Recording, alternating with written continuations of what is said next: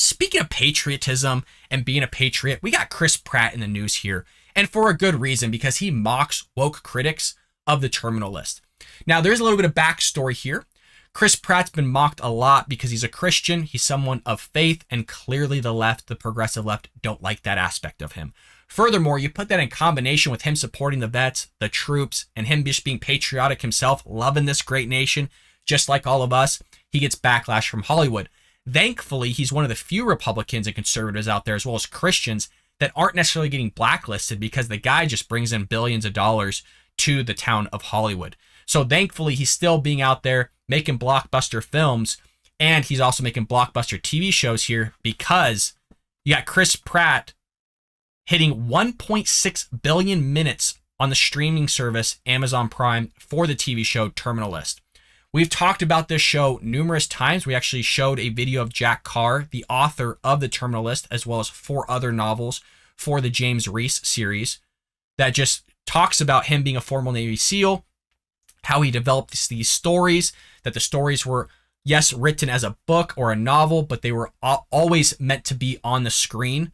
And he always had Chris Pratt in mind, which is just amazing because it just shows you that when a writer has something in his mind and he knows a direction, or she knows a direction that they want to go with the character, and they have somebody specifically in mind, it just builds an entire story, an entire atmosphere that's just mind-blowing. And that's what you get out of the Terminal List. Episode 1 is going to blow your mind. If you haven't seen the show yet, you got to get Amazon Prime and check it out. I'm telling you, you won't regret it just from episode 1.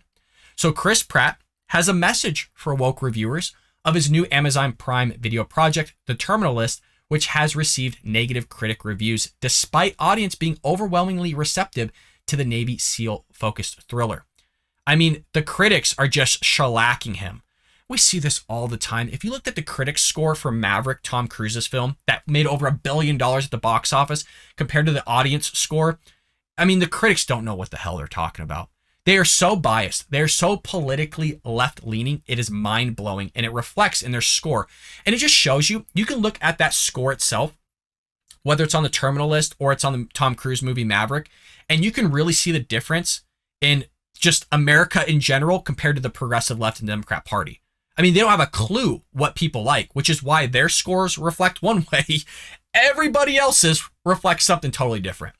So Pratt shared the link to a Daily Mail report comparing the Terminal List to the show Yellowstone.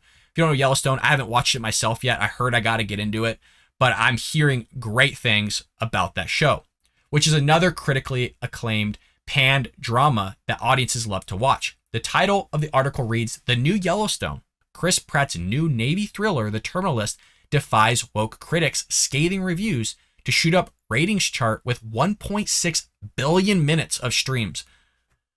In the streaming world, folks, that's a smash hit. You've hit a grand slam. It's out of the park. It's hard to put into words what type of ratings that is. It is astonishing. The actor posted the article to his Instagram stories over the weekend, followed by a photo of Dr. Evil from the Austin Powers franchise with the caption, 1.6 billion minutes. Reiterating just how popular the project is with fans.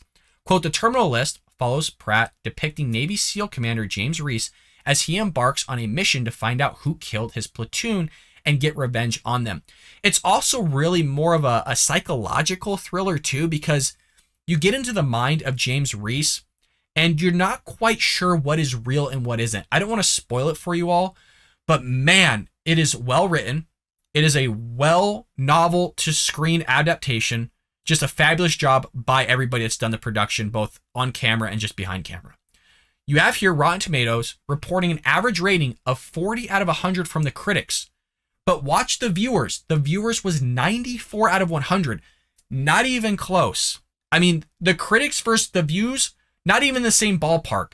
And for those that are frequent viewers of the Ball Brad Show, we've always said, you have the progressive left, the Democrat Party, not in reality with or in tune with anybody else in America. You have America over here. I mean, it is constant. You see it from the president. You see it in the vice president. You see it in Karine Jean-Pierre's messaging. You see it from Congress. They're just not in touch. And it is mind-blowing that they are willing to continue to push this LGBTQ plus agenda on Disney Plus, Peacock, and all these other places and lose a ton of money rather than just going with what the viewers want and making billions at the box office. Look at what Tom Cruise did. And they can't wrap their head around it. You have these execs that don't give a two. They don't want patriotic films. When was the last time we saw a full-blown, amazing, just absolutely stunning war film that was pro-American? The last one that comes to mind, honestly, is Saving Private Ryan. You have We Are Soldiers with Mel Gibson. You have Band of Brothers. But, I mean, other than that, I mean, really, Flag of Our Fathers, Letters to Iwo Jima, that I think was directed by Clint Eastwood. But, I mean, you're talking years ago, a decade ago. I mean, when was a real, just American patriot one, other than Tom Cruise, other than Terminal List? They're far and few between, folks. You also had Daniel Feinberg from The Hollywood Reporter describing it as the entertainment equivalent of a charred hockey puck with the same limited range of flavor and aesthetics.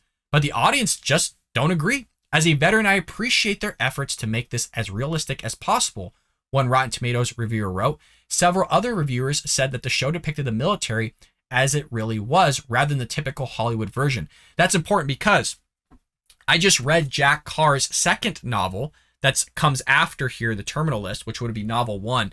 And one thing he talked about was everything in this book, or his novels that he writes, is stuff that he's experienced himself, that those weapons are being used for a specific reason, the calibers being used for a specific reason. Everything that is in detailed there has a 100% reason for being in that sentence or being in that paragraph. Now, I will say, this was a quick read. It was an okay read. I'm not going to say it was the best book I've ever read. But what I can say is that because his intention is for these novels to be put on the screen, this is going to make a hell of a sequel to The Terminal List. I will say that much. So if you go pick it up, usually it's cheap at Barnes & Nobles. If you guys want me to do more like actual in-depth book reviews, I read a ton of books. I have a library of books that I could talk about and refer to all of you. If that's something you would like me to do on like a Sunday special, where yes, we'll still do like a political episode, but also a side episode that's just doing book reviews and something that I could recommend you all to read and kind of go in depth of it, what I thought of it. Was it a quick read? What was the author's intention? What did I really get out of the book? How does it connect to other things and other politics? I don't just read fiction, but I also read a lot of nonfiction as well. So if that's something you guys are interested in, let me know. We can do something like that as well. But you have here, again, a discrepancy between everybody and the critics, which is typical Hollywood. Quote, an awesome show. Chris Pratt is fantastic. As a non-right-winger, this show is for everyone. Quote, it's a universal truth of Rotten Tomatoes. If the critics hate it and the audience loves it, over 95% positive, then it is a guaranteed hit. That's the case here. This show was excellent. One of the few new shows that I had to binge because you wanted to know what happened next. Someone else shared it. Damn good quote there from that viewer. And it is true. I mean, you can watch this show in a day. It's that good. It's so binge-worthy. It is mind-blowing. Lastly, great TV series. Awesome to see a modern production showing real men and some traditional values: loyalty, courage, duty, family, overcoming hardship. Hope Studios take note of what the public really wants, in total opposition to the critics who are mainly elitist ideologues. Again, you have these execs in these major studios that are pulling the strings, and they're not always pulling it in the right direction. Majority of the time, they're not pulling it in the right direction. This is what people want. They want patriotic films.